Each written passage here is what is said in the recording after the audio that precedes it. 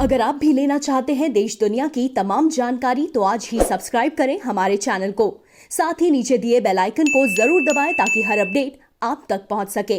नमस्कार, broadcasting news network पर आप सभी का स्वागत है। रक्षा मंत्री राजनाथ सिंह ने भारतीय वायुसेना की तारीफ करते हुए कहा है कि हाल ही में जब चीन के साथ गतिरोध बढ़ा था तो उस समय वायुसेना ने जिस त्वरित गति के साथ, जिस तीव्रता के साथ अग्रिम ठिकानों पर संसाधनों की तैनाती की, उसके अलावा चाहे बालाकोट का हमला हो, चाहे युद्धक तैयारियों को लगातार बनाए रखने की बात हो, भारतीय वायुसेना ने विरोधियों को कड़ा संदेश दिया है।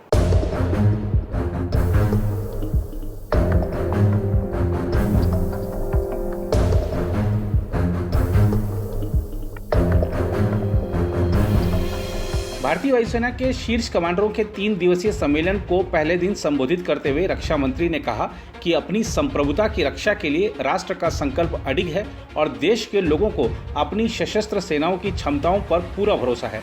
राजनाथ सिंह ने उस पेशेवर अंदाज के बारे में भी बात की जिससे वायुसेना ने पिछले साल पाकिस्तान के बालाकोट में हवाई हमला किया था और बीते कुछ महीनों में परिचालन क्षमताओं को बढ़ाने में वायुसेना की सक्रिय प्रतिक्रिया की सराहना की।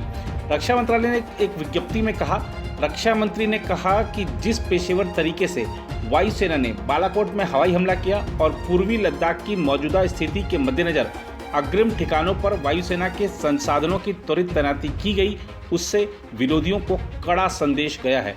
उन्होंने कहा कि अपनी संप्रभुता की रक्षा के लिए राष्ट्र का दृढ़ संकल्प, लोगों का अपनी सशस्त्र सेनाओं की क्षमताओं पर पूरा भरोसा होने से अडिग है। राजनाथ सिंह ने वास्तविक नियंत्रण रेखा पर तनाव कम करने के लिए जारी प्रयासों का भी उल्लेख किया और वायुसेना से किसी भी चुनौती को संभालने के लिए तैयार रहने को कहा। वायुसेना प्रमुख air chief marshal RKS Bhadauria ने कहा कि वायुसेना अल्पकालिक और रणनीतिक खतरों के मुकाबले के लिए तैयार है और सभी इकाइयां विरोधियों की किसी भी आक्रामक कार्रवाई का मुकाबला करने के लिए समान रूप से तैयार हैं। उन्होंने कहा कि बलों की तैनाती और तैयारी सुनिश्चित करने में सभी कमानों की त्वरितता सराहनीय है। उन्होंने अल्पकालिक सूचना पर भी प्रभावी प्रतिक्रिया सुनिश्चित करने की स्थिति के लिए तैयारी पर जोर देने की जरूरत बताई। रक्षा मंत्री ने अपने संबोधन में प्रौद्योगिकी में बदलाव के लिए वायुसेना की भूमिका को भी स्वीकार किया। उन्होंने नैनो प्रौद्योगिकी, कृत्रिम मेधा, साइबर और अंतरिक्ष क्षेत्र जैसे उभरती क्षमताओं को भी अपनाने के बारे में बात की।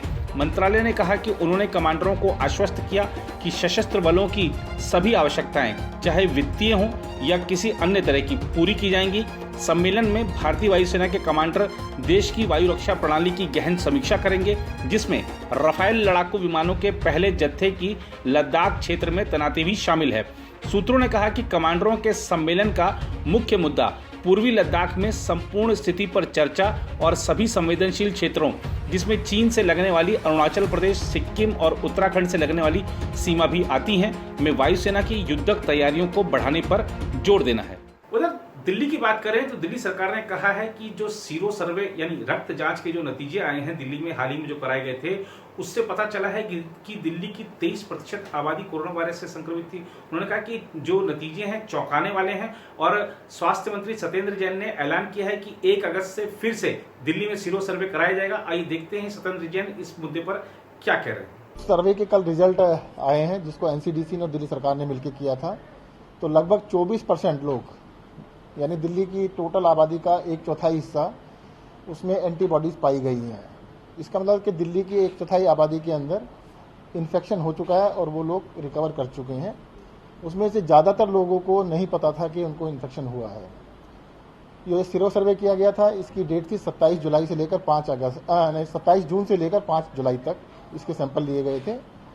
अब सरकार ने डिसाइड किया है कि जो सीरो सर्वे है इसको हर महीने हम कराएंगे ताकि हमें पता रहे कि कितने % लोगों को इन्फेक्शन हो चुका है, और 1 तारीख से 5 तारीख तक दोबारा से इसके सैंपल लिए जाएंगे और दोबारा से इसका सर्वे किया जाएगा। देखिएगा, मैं फिर से कहना चाहूँगा सभी लोगों को सतर्क रहने की ज़रूरत है और इसके अंदर बेसिक 3 चीज़ें जो बार बार कही जाती हैं। पहला कि मास्क लगा के रहिएगा, सोशल डिस्टेंसिंग का पालन कीजिएगा और बार बार अपने साबुन से और पानी से हाथ धोते रहिएगा। इसका ध्यान रखने की बहुत ज़्यादा आवश्यकता है।